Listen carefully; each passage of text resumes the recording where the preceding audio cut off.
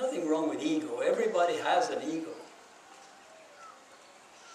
But what we learn to do is we learn to do what Nisargadatta said. I mean, he was a contemporary of Nityananda, a teacher here in India, and he said, well, you don't have to tear your house down to be free. In other words, if your house becomes a prison, you know, if your ego becomes a prison, your identity is a prison, and you see yourself acting out all these patterns that are complicating your life, you don't have to destroy yourself to be free of that. You just have to find a door out. And the door out is these chakras that we have. You know, you go into your heart, and instead of, what the hell, this world is terrible, and I hate everybody, I hate myself, and you know, you just open it up, and it's wide open, and you go through this door, mainly your heart, but also the other chakras. You know, they all become lined up, and they all open up, and you suddenly are in a different state.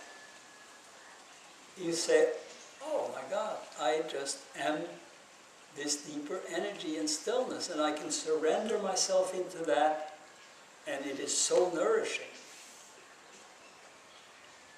And then when you've had your fill of that, or when you know, it's time to go to work, and you can't be totally in that, well, then you go back in your house, and you have your ego. And you have the things you like and want, but you are not so totally driven by that, right? Because you know you got this door that you can open, and you can go into a different state. So to do that is really wonderful, and we can learn to just go in and out of that door at will. And when difficulties come, you know where to go. You don't have to stay and fight with it, or get more and more under it. When you feel yourself getting under it, then practice and work, even if it takes you, a week to open your heart. Work at it, dig for it, ask for it, and to gradually feel that it opens. And eventually, you are able to then, at will, open the door, go into having a glimpse of this deeper state, and eventually you can become totally immersed in that deeper state.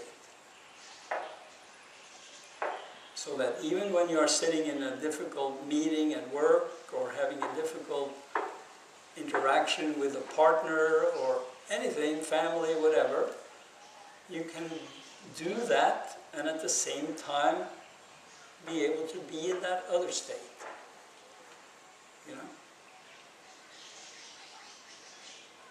And it's not so far away from anybody to do that. We just have to learn it, and we have to become convinced that we can do it. Then we are totally transformed. And it's really, really exciting to be able to do it. I mean, I am so grateful that I met my teacher, Rudy, and it's so transformed my life. Nobody taught me in Norway how to do the things I'm talking about. I didn't have any idea that it existed.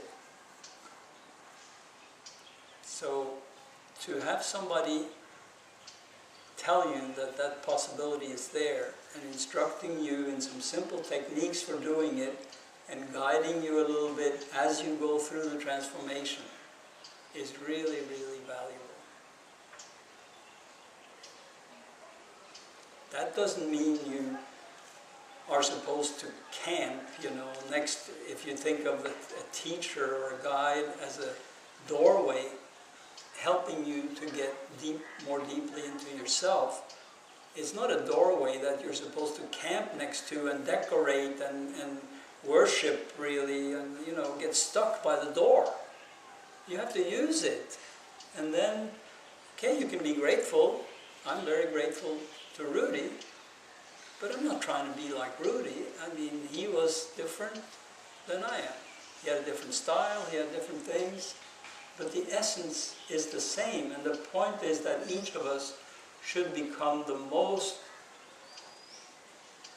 centered and fulfilled and liberated person that we can be.